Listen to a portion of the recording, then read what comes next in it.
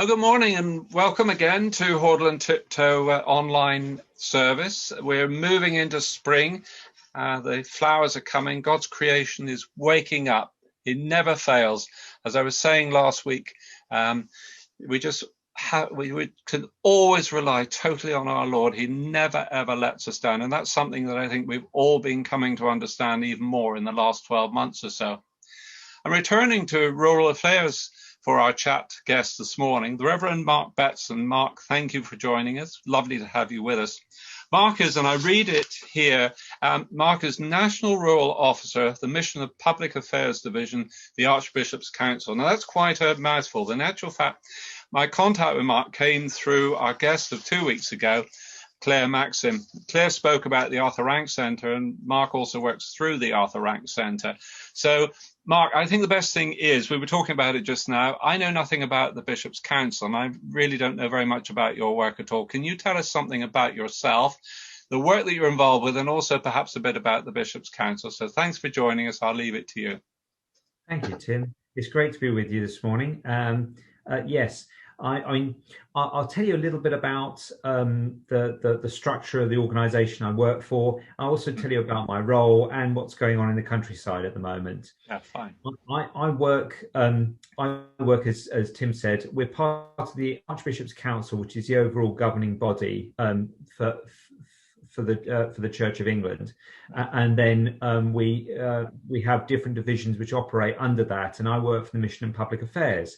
Now, Mission and Public Affairs deal with many of the work that we do on the public stage. So that covers all the sorts of different issues that we involve ourselves with, poverty, all the classic bits and pieces that the church has been got involved with, going right back to where Jesus' concerns were for the poor and the vulnerable. We also engage with politics. We have bishops in the House of Lords, and the work that the Mission of Public Affairs Division does engages with that work, so they're properly resourced and supported. I'm the rural officer for Mission and Public Affairs, and my work covers everything from what goes on in parish churches in the countryside, the mission of those and the people they engage with, through to the issues which impact on rural communities, right through to agricultural policy and what goes on in government in terms of the issues which impact upon our countryside. I work closely, as Tim pointed out, with the Arthur Rank Centre, with Claire Maxim and her team here. I'm based in their offices, and then but I work with the National Church team in London. National Church team, as a Mission Public Affairs Division, a part of that, is actually a bit like Church House for a diocese, but it's the national version. So we have Church House in London, Westminster, which are the national church institutions operate out of, and there is lots of brilliant support which is available to parishes through that. If you haven't had a chance to go to the National Church website, do so. You can find lots of different bits and pieces out about what's going on, also about different resources, from everything to do with church buildings through to mission and evangelism, through to webinars and resources to support you in whatever you need to do. So if you haven't checked that out, please do. It's got lots of resources on it.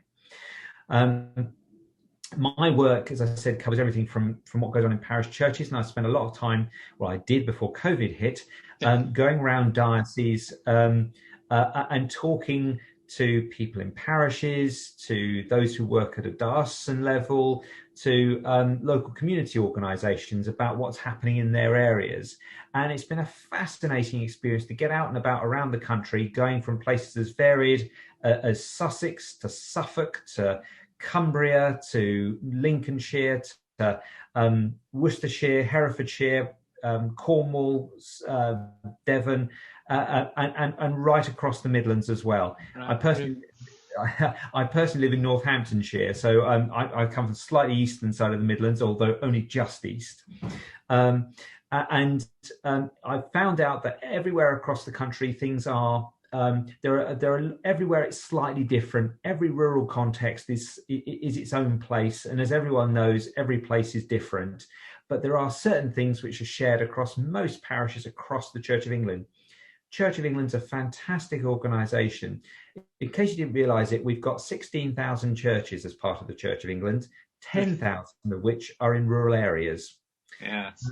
Yeah. So we have probably one of the biggest interests in rural life that any organisation has. No other organisation has a presence in every community, and certainly not a presence in rural communities that we have. So we take a great interest in what's going on. Challenges for every rural community tends to be around people, buildings, and being able to keep things going when there aren't the resources necessary to do so. One of the great things, though, is about the resilience in rural communities, their ability to come together and support one another as a community when needed. And I think one of the positive things about COVID is that has been shown in spades in most rural communities. They've come together, they've supported one another within benefices. So many churches coming together. We've seen a lot of people coming together on Zoom or online and Facebook or other types of service in ways they've never done beforehand. And that's been really good to see. There's been huge support for local shops, local businesses, and there's also been huge support for neighbours in terms of people just offering their help and support to those that perhaps they've never done so beforehand. So that's been really good to see. So, I mean, I'm a great advocate for rural living and rural life. It's not for everybody, but for me, it is one of the best places to be. So I tend to be someone who gets rather overexcited about rural life. I come from I've always lived in the countryside. I'm very passionate about it. Particularly about farming. I've spent an awful lot of time working with the farming community. I know some wonderful people there and have spent lots of time working with organisations such as the Farming Community Network, which is an organisation which provides support for farmers and pastoral support for farmers. And being alongside farmers to help them when they're in need is a great privilege for me. So I've enjoyed that immensely. I've been rambling on for a while, Tim. Is there anything specific that you want me to cover from some of the stuff I've just splurged at you? Well, that's given us an idea of the Archbishop's Council and the work that you're involved with. I'd like to, if I just sort of take it, about 3 weeks ago, we had the Revd Dr Chapter, who is Sailors Mission in Southampton. Now, there's a lot of parallels between seafaring and the marine world and rural life, both totally dependent on nature. I'm thinking more obviously of fishing there, but also open to nature, working, a lot of the people working on their own, working in quite stressful and challenging environments all the time. As far as farming is concerned, there's a lot of, and food production in general, there's a lot of pressure coming in now, understandably, on the one hand, about sustainability and reduction of what is termed as factory farming and intensive methods. And at the other end, and this is coming in very much in the fishing industry, I know, the other end, a need for higher levels of food production. Mark, do you see this? Do you have any comments about this? Because I know that farming in general is feeling quite squeezed by these two camps.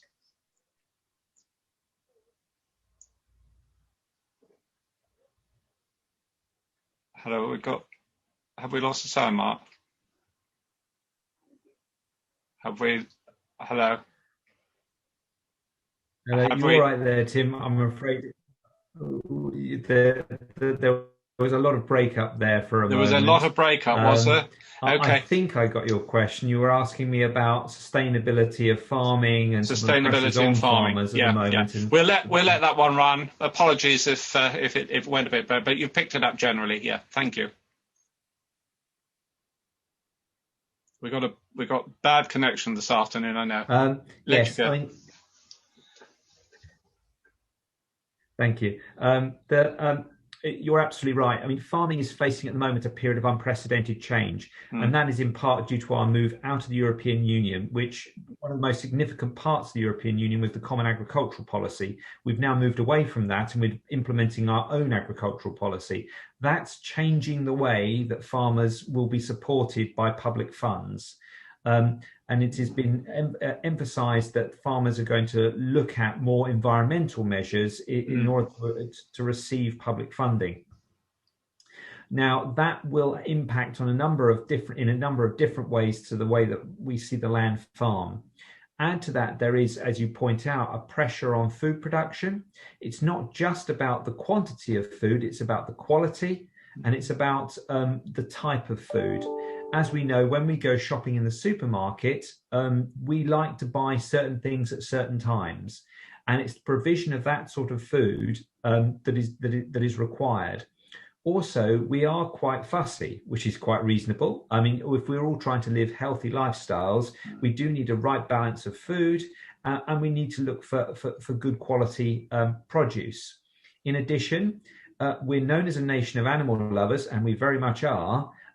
We also have real desire for high animal welfare in our products. So all of these conditions need to be taken into account. Add to which, we have real concerns about the affordability of this quality of food for everybody. So, I mean, there's Henry Dimbleby, who's been putting together a report on food, quite rightly said that it's wrong to think about the cost of food and being able to afford good quality food. Everyone should be able to afford good quality food. So what we'd like to see is really high animal welfare, sustainability, good produce available to us at prices we could afford. That is an enormous challenge for us and for farming. And so that challenge is trying to be tackled by the farming community at this point in time, add to which they're trying to respond to the government's concerns on climate change. And also, in and above all of that, farming, as you point out with fishing as well, is inherently dependent on the weather. And as everyone will have experienced, the weather over the last couple of decades or so, has not been reliable, to say the least. We've seen more and more extreme weather events, and every year now it seems there is some change in the weather which is putting in pressure upon what would normally be a cycle of food production. This year and last year we saw some quite bad wet weather that impacted upon farming at different times. It impacted on the establishment of crops, and this year as well, this year and last year, it's impacted on the harvesting of winter vegetables, so potatoes, turnips, and other bits and pieces. So all of those pressures are impacting upon farming now, and that's a real challenge for how our farmers react and respond. I think that there are a lot of ways in which they are being very innovative and moving forward. Different ways of cropping involving trees, involving different types of tillage. So in other words, how they plow and manage the soil, all of which is great, but it takes a lot of learning and sometimes takes a lot of kit as well to do that. It takes a lot of change, of helping people to change. It also takes a lot of understanding and communication. One of the things, I mean, the farming community, much like the fishing industry, I imagine, is made up of people who often feel that those from outside their community don't understand what they have to go through. And to be honest, with all those pressures on their livelihood, there aren't that many that do. There aren't many people whose livelihood depends upon what price they get for what they produce at market. What I mean by that is most people, when they are receiving their income, do so via a job, and the job pays by a salary. Not everyone, I completely agree with that, but the salary comes in on a weekly or monthly basis on a regular return. Farming, it doesn't tend to work like that. It tends to be that all the money comes in at a certain point in time, and you've got to live through that with the rest of the year, and you don't know how much is coming in the next point in time. So there are a whole deal of pressures that the farming community have to go through that many of us don't really realize. It's the dependence on weather, it's the dependence on the environment, it's the whole pressure they feel under from government and from consumers about what they should be producing. Plus, they also don't often feel like they're understood. So, I mean, I know this from working with the Farming Community Network and being alongside them. However, as I say, they're a brilliant bunch of people. They are highly adaptive, very resilient, but can do with a lot of support. So, I mean, if you get the opportunity to go out onto a farm and you haven't had the opportunity, do take it, talk to the farmer, talk about what they do. If they, and normally they will tell you how much they love what they do. And you get the real sort of sense of pride they have in how they raise their animals, how they produce their crops, what they do, and just listening to them and talking to them about what they do is a fantastic opportunity. Open Farm Sunday is one of the events where that can happen, but I'm sure there may be other opportunities in and around you to go and visit what happens on a farm. The one way to sort of learn about these things is to go and experience. So I would highly recommend that anyone who has the opportunity to do so would go out on farm, learn about what happens where their food is produced, because we all ought to know where our food comes from, and really do the best with that. Sorry, I've been rambling. No, that is just wonderful, and you're a great spokesperson for what is it's quite a remarkable industry. I mean, I think probably most people know that way back I had a background, my family had a background in farming, so I know perhaps more about it than many. And I know that sort of as far as technology is concerned, we had a talk about technology in our Harvest Festival service back in the autumn, and the farmers are always really right at the cutting edge of using technological movements. And there is a scientific answer coming through, I know, with many of these problems that they have. Can I just take you to supermarket shelves? Rosie will probably, when she watches this, will laugh and think, what's he know about that? But I do get to go into supermarkets, perhaps more than I used to. And there's a couple of things that I noticed. One is everything seems to be wrapped in plastic, and I know that this is an old story, this one, but it does annoy me somewhat. But the other thing is the actual production, and also my understanding of wastage. Now, food wastage coming from a generation just post-war, and many of us watching this will be that we know about cleaning up and not wasting. Now, and I don't want to get on a soapbox, so I suppose most people would say I probably am on that soapbox already. But we have all these issues. Do we need more people such as yourself, not just within the farming community, but within the food industry in general, to actually re-educate us as a society into perhaps less wastage, certainly less plastic? Why we have to have plastic on all this food, I've got no idea. But also the fact that there have to be times, crops are seasonal, there have to be times when certain products won't be available in supermarkets.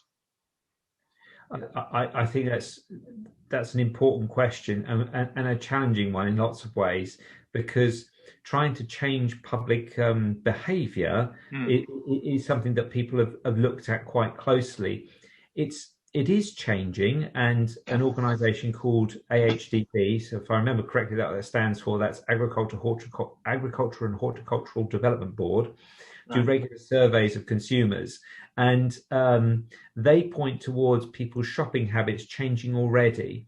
There is greater concern amongst people about the environment, and there is greater concern amongst people about their health. And they're two biggest drivers in the way that people change what they're doing in the supermarket.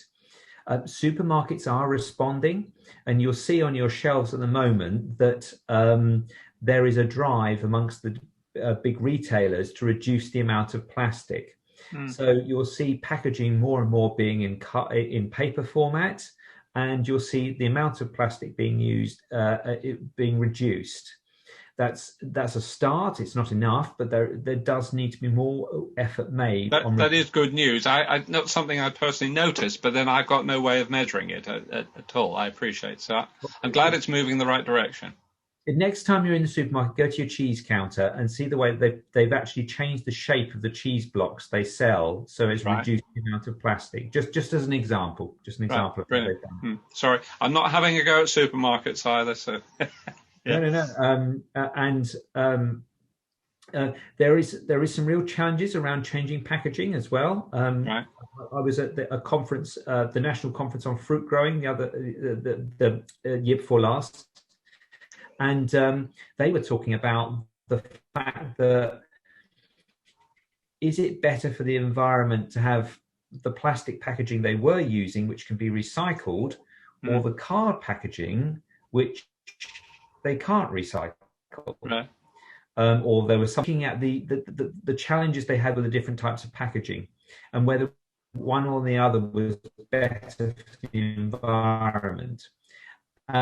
I think there is a move towards the card or the paper way of packaging bits and pieces, but sometimes there are challenges that we're not aware about how that is actually done. Yeah. However, I'm sure the environment and health are important, has been shown, and supermarkets have paid attention to that. And certainly, if supermarkets pay attention to that, then the producers pay attention to that as well.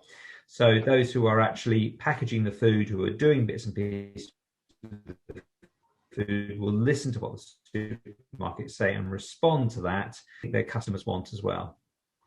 Okay. Well, thanks. Mark, it's wonderful to meet you and to hear you talking about this, because obviously you are right at the forefront and involved right at the forefront with all these issues, because I sort of relate it back to, obviously, you are a member, you're an advisor to the Bishops' Council. So, and you've explained that is basically the governing body of our church.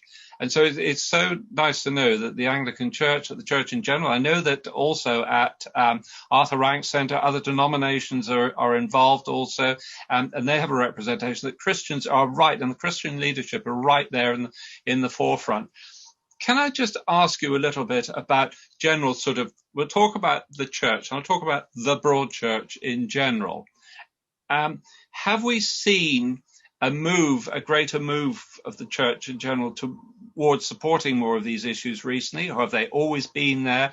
Can you just sort of talk us a little bit about that? Because there are so many issues that they're asked to sort of speak about, I know. I think you're right. One of the big challenges for us, I mean, when Jesus talked about care for the poor and vulnerable, nowadays that covers such a huge area for people in so many different ways that there are lots of calls upon what we can do in terms of our time and our energy. So where does this feature in all of that? Well, as I said, we have a broad spectrum of interest, and we have one of the biggest interests in rural areas of any organisation. We also have a very much an up-and-coming environmental agenda, which is looking at, we agreed in General Synod, which is the overall governing council for the whole church, that we were going to aim for a target of net zero carbon emissions. So in other words, that we do not produce any extra carbon dioxide into the atmosphere as an organisation from 2030. Now that's a hugely ambitious target. Yeah, it's not that far away now. The government target, which is 2050. And so and yes, precisely. It's only 9 years away. So we've got to really think about what we're doing. So the church has made the environment one of its priorities. I think the effects of COVID make it both. There are some easier parts about it, particularly to do with transport, but there are also more challenging parts about it, because we feel that there is the finances are even tighter than they were before. So I think there is a number of things which are pressing upon us that we need to wrestle with. However, I do think that some of the things I've been talking about, the farming community, that is definitely being more and more considered by dioceses and churches. The number of agricultural chaplains who are being appointed by dioceses, bearing in mind many of these posts are voluntary because there's a lot of interest in taking it on, or people adding it to their existing jobs. But the numbers of chaplains involved with agriculture are increasing. We very much have an interest, and are trying to fit that into everything that's going on. Right. Mark, later in the year, I think it's November, we've got this sort of global ecological conference. It was raised by Jane Boswell. Jane Boswell from Tearfund was talking to us just after Christmas, and it's come up a couple of other times. So I feel we're moving in that direction. The Anglican Church in general would presumably have a representation there. And I presume that the leadership do actually have the ear of well into government and sort of the top end of the leadership on a national basis, if not an international basis.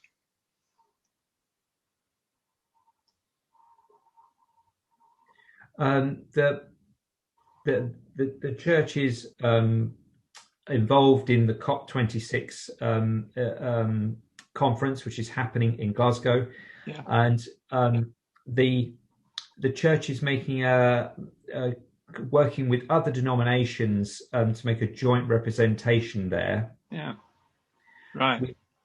We have a newly appointed chair of our environment working group, which is the body which oversees a lot of the things that we do, and that is the Bishop of Norwich, Graham Usher, who has a history and background working with the Forestry Commission.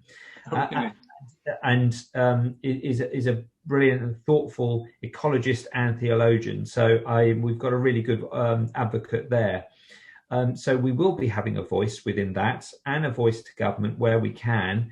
And one of the main avenues, as I mentioned beforehand, where we can have that voice is through the House of Lords. And we work, and in Mission and Public Affairs, we have the parliamentary unit, which, as I say, supports and resources those bishops in the House of Lords to make sure that we can bring those questions to bear on government, which call them to account on some of the issues and promises that they've made, and highlight some of the issues which we feel are problems which they haven't covered in what they've been doing so far. So that's part of the work that we do. That's wonderful. And in actual fact, you've just opened up a question there, which I think maybe we could just explore slightly. The House of Lords. Church is not at times without its criticism that bishops are unelected, that they sit there, and there's all sorts of criticism that come out. But I know that they do a lot of work. But could you just briefly outline the way that system works? I appreciate the Archbishop of Canterbury, I think, automatically has a seat. I believe there are certain dioceses that automatically have a seat. Is that right, in the House of Lords? Could you just give us a little bit of an overview on it? Yeah, it's not by diocese. Is it? Oh, right. It's by seniority. Right. My mistake. Okay. Right. So in other words, nominally by seniority, although because of the lack of diversity within the bishops who would have seniority to enter into the House of Lords, there is a preference also for those who are women to enter the House of Lords who are diocesan bishops. Right. So you have to be a diocesan bishop for a start. So you have to be the leader of a diocese. Yeah. And the length of time for which you've been a diocesan bishop gives you seniority in terms of being given a place in the House of Lords. And we have 26 places in the House of Lords with bishops, and they, as I say, go to those in seniority or to those who are in preference because we're trying to do better where we have failed to do well in the past. Right. Okay. So there are a number of bishops from different dioceses, and those dioceses change as the incumbent of the diocese changes. That's how it works. Yeah. Okay. Fine. Probably everyone listening understood that, but I didn't. So that's just great. But I really do thank you. I know those who listen to these reasonably regularly will think that I'm sort of bringing up ecological and green issues the whole of the time and the environment. It just is the way that it's gone. We've had a number of guests that have gone that route. But Mark, I mean, you cover such a broad area, from the organisation of the Anglican Church to farming, and we've ended up in the House of Lords. I'm extremely grateful to you. We've learned a lot, and it's been absolutely fascinating listening to you. I do thank you very much indeed. Our prayers are with you, and may the Lord bless the work that you're doing. It's wonderful to know that the rural communities are getting this support, and that that focus is there. And obviously, carbon neutral by 2030. That's a fantastic thing, and that's a really wonderful thing to look forward to. Mark, thank you very much indeed. Thank you. You're very welcome.